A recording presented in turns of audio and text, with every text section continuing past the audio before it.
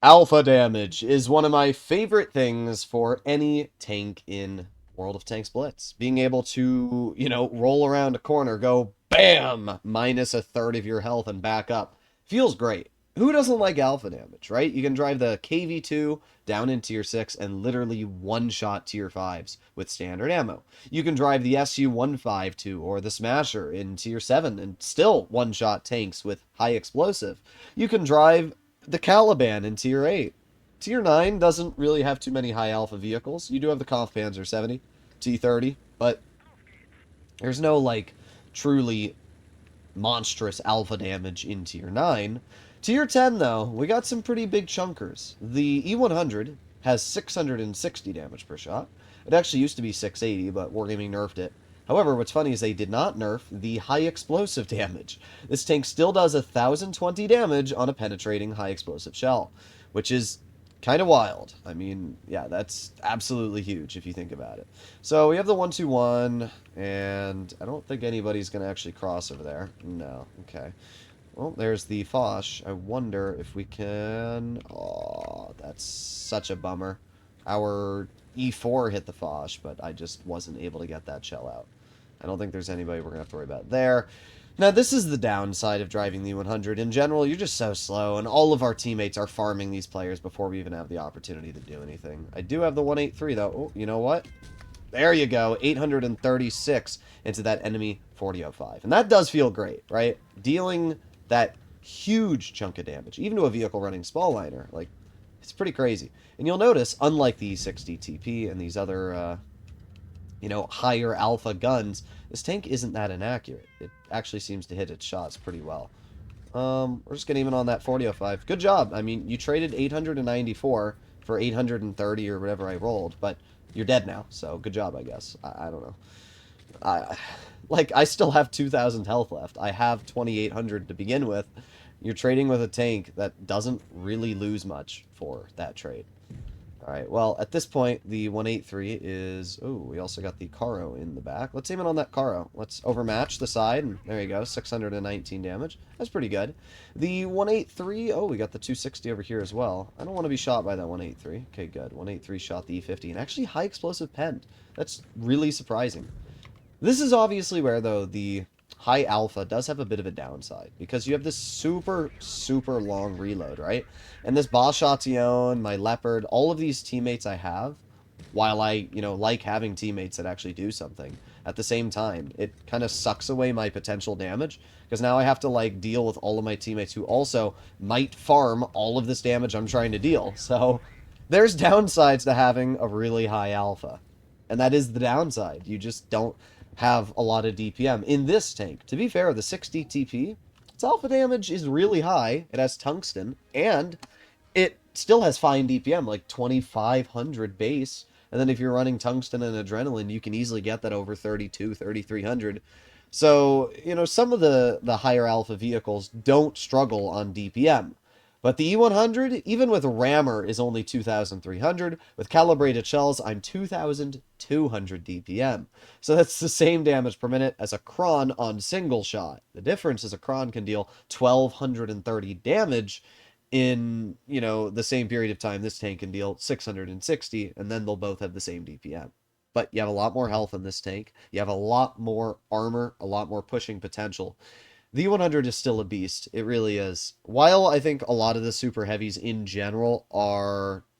They're definitely down, right? The current meta we're playing in and the way that Wargaming has balanced the game is to such an extent that DPM is super important. DPM and mobility are the two most important things. The faster your tank is, the more DPM it has, the bigger of an impact you're able to make in the current battles. And it wasn't always like that. You could previously drive an E100 a year or 2 years ago, and you would dominate on heavy side because a lot of heavies would be played. But with the way that Wargaming has constantly just buffed and buffed and buffed mediums, and they've overbuffed vehicles like the E6 and, these mobile heavies, it definitely, I don't know, pushes the E100 back a bit. But what's nice about the E100 is it's not that slow. It has a surprisingly good power to weight, which allows it to be at least alright in speed. I hate that spot, by the way. It's so cringe that you can drive an STB or any medium to that position and just shoot me. I have no counter to it, too. It's just so lame.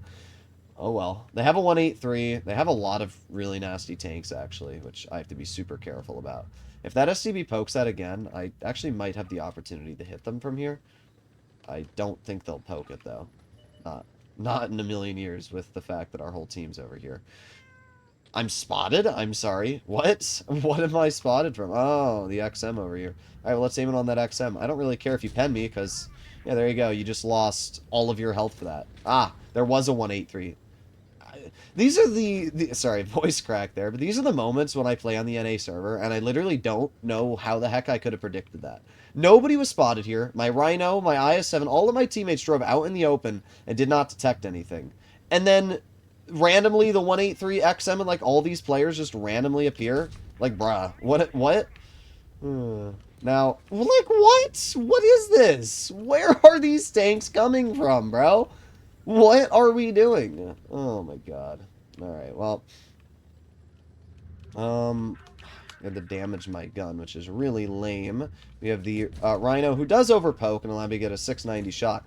I'm not worried about the Rhino. I'm worried about the 268, who might be really in the far back there. That is a big problem, but we're getting bounces, so there is that. We are getting bounces. Oh, great. My teammate just died to the 268. There you go. Nice 661 into you. I'm kind of cooked here, though, aren't I? This is a really awkward situation for me to be stuck in. What I'm going to do is I'm going to turn sideways. I'm going to let that player pen me, and that allows me to get here. Although my whole team has kind of screwed me because I'm alone, but at least from this position, I am in a area where the enemy's going to have to, like, rush me if they want to kill me. So we have, like, the 183. Obviously, the 183 is never going to bounce me because it's the most bogus freaking I'm a 40%er tank known to humankind. But, again, there's nothing I can do to really combat this, is there? What I can do is get a nice shell into the 183. Yeah, El Bozo. Enjoy it. I'm going to now drive around in circles and hope that we can waste enough time to not die fully. We're still not dead, and the only thought process I have is that we can turn around quick enough and shoot the Rhino. There you go, 719. I mean, I did the best I could. The fact that my team just screwed me, like, my E4, Rhino, and IS-7 were all over there. And they said, Droodles, you need help? No. We're going to all leave that spot. We're going to go to mid. We're all going to die and throw the game. And that's what our team did. Now, here's the ironic part. If I was running the DPM gun for the E100, I probably could have won in that situation.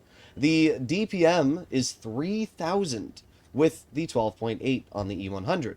That is an insane amount of DPM. I'd also like to know what my 183 has been doing the entire game. If he was camping there, that 183 could have easily covered me at any moment and just didn't. Like, can I get a refund on my teammates, guys?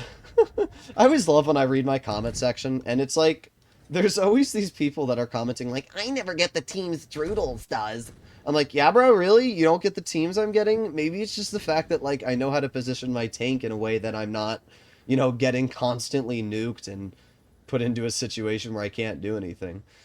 Oh well. This was not going to be a win ever. It would have been the easiest win if my IS-7 and Rhino had simply pushed with me, killed the 268, killed the Rhino, killed the XM, and the 183. Legitimately would have been the easiest win ever. Because we would have... I mean, look how much damage I blocked. 6k. I did 4,000. And, like, these are my teammates I get? Come on, guys. What are we doing? What are we doing, bro?